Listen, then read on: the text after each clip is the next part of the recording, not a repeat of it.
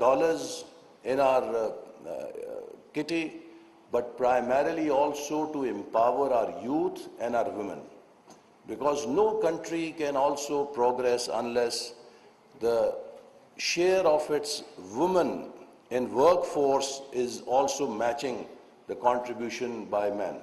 So IT provides a great opportunity for female population in our country to work from home. It gives them flexibility. So we are also aiming to use e-Pakistan as a means of economically empowering our female population. The third E relates to environment, because as you know, we are climatically very vulnerable. So water and food security is a big challenge. And that is the third E on which we are focusing. How do we develop response to this climate change challenge to secure water and food security? The fourth E is energy. Pakistan also faces today great challenge due to high prices of oil and gas in international markets. So we have to cut down our import bills, and we have to focus not only to foreign exchange but also to promote renewable and green energy. So how do we make our energy affordable and also green in order to be more responsible for future? And the fourth, and again one of the most important, is how do we create equity in our society through education, health and population control. We think that these are three very important drivers to create equity in our society. We cannot afford this new development paradigm which is based on technology, which is very capital intensive, to create more divide in the country. So government has to take a very proactive role to make sure that we are focused on creating equity in society. We uplift the most vulnerable people, groups and regions to mainstream them and give them requisite education, requisite health and requisite livelihood opportunities so that they can also get benefits of the new development or progress. So education is again one of the most important elements in our human resource strategy with health and population control. And these three, as I said, are major drivers for us to create equity. We actually conducted a study in 2016-17 with UNDP, which for the first time plotted poverty in Pakistan at district level. So we have also started a major program this year to target 20 poorest districts of Pakistan and mainstream them in next 5 to 7 years. And out of these 20, 11 districts fall in Balochistan, 5 I think fall in interior Sindh, there are 3 are in KP and 1 in Punjab. So we are hoping that this intervention will really help us through, like as they have an affirmative action in development, to mainstream these areas, and we'll try to bridge the gap. Right now we are carrying out very comprehensive studies of these areas to determine their social economic landscape and to identify the gaps and the drivers that can accelerate the development there. What are those critical gaps, whether it is education, it is connectivity, it is energy, what is it that can really fast track their development?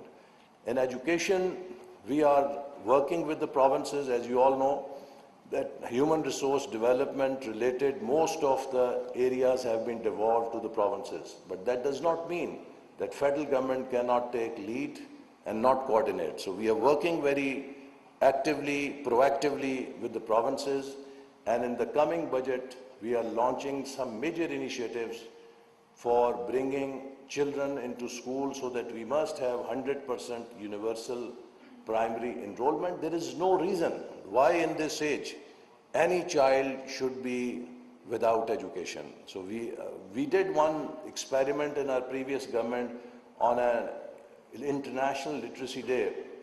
We targeted to bring 100,000 children into school in one day. And what the result was that end of the day, more than 800,000 children had showed up for enrollment. So what that showed, this is not a demand issue, it is actually a supply issue. We are not able to reach out and we are not able to accommodate. And when these children came to schools, we found that most of these schools were very crowded and they did not have enough teachers to retain these children. And after 3 months, more than half of the children were like dropouts. They could not be retained by the education system. So we are working very closely with the provinces how to strengthen our education coverage and bring every child into school. In last government, we also started a major initiative for national curriculum reform. Unfortunately, that got controversial during the previous government, but we are again reviving it. The idea is, it is not that you have to teach your children. You also have to see that what are you teaching them. More than 50% of the skills that we have today will be redundant in next 10 years. So the whole education experience has to be redesigned in light of the new skills that are going to emerge and that are already on the horizon. So that requires a very major restructuring of our education system, of our curriculum, of our training programs to be aligned with the new imperatives of fourth industrial revolution that already has come in. Similarly, we launched a major initiative and we are working with Education Ministry and we have given them a blank check. I'm still waiting for proposal from them that we want to set up state-of-the-art teacher training center which can become a benchmark for teacher training programs in the country. Because if you change curriculum, you don't train your teachers in new curriculum, that means nothing. The third is examination system. You change the curriculum, you train the teachers, but if you don't change the examination system, again, it means nothing. So we are also working with Education Ministry to reform the examination system in the country. On higher education system, we have undertaken a number of reforms to increase the reach and spread of higher education system. We want each child, each young boy and girl, regardless of where he or she is, to have access to minimum higher education system. So we are now setting up a two-league system, a national league of universities, which will provide access to each and every young boy and girl who has the merit to or has the desire to achieve higher education, and then a premier league of 12, 15 universities which shall be developed to be in the top 100 universities of Asia. So this is a very mega effort that we are going to pursue over the next 5 years to revolutionize our higher education system. We have asked Higher Education Commission to train each and every student, regardless of whether he or she studies philosophy or science or literature.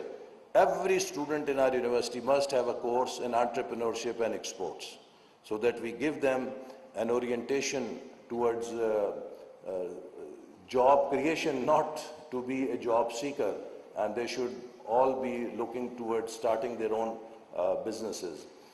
Similarly, in higher education, we are trying to develop a critical mass of our human resource, which will then become master trainers for our education system. We have launched US-Pakistan Knowledge Corridor, in which we have offered 10,000 PhD scholarships over 10 years to brightest and the best young Pakistanis to go to US, get best education, come back and develop our education system. Recently, in this 75th independence anniversary, we offered 75 scholarships to our youth, to whoever is able to get admission in the top 25 universities of the world was eligible to get that PhD scholarship at government cost. So number of initiatives are in pipeline. We have already started, but as I said, the most important thing is how do we retrain our youth for the new skills. And that means moving our education system away from degree-based system to a skill-based system. And for that, we have recently set up a national task force for human development and skill development, in which we have assembled all experts from the private sector and the government, and this task force will, within 1 month, give us a roadmap that what new skills and what changes in our human resource development programs we need to pursue so that we can keep our efforts aligned with the new emerging challenges. And I think this report is very timely, that it will provide us a lot of useful information for developing this roadmap. So I can go on and on, but let me stop here. And I think the fundamental challenge for us is not new knowledge. All the knowledge is known. I think the real challenge is in implementation. We all need to have that sense of urgency and sense of action, so that now it is time that we cannot further delay to ignore our human resource, because in this age and in this time, it is not the muscle power that will take any nation forward. It is the brain power that will take nations forward, and we need to truly harness the brain power of our youth and of our population. Pakistan Zindabad. वफाकी वज़ीर तरक्की मनसूबाबंदी अहसन इकबाल तकरीब से खिताब कर रहे थे। उन्होंने कहा कि हमें नॉलेज इकॉनमी पर भरपूर तवज्जो देना होगी।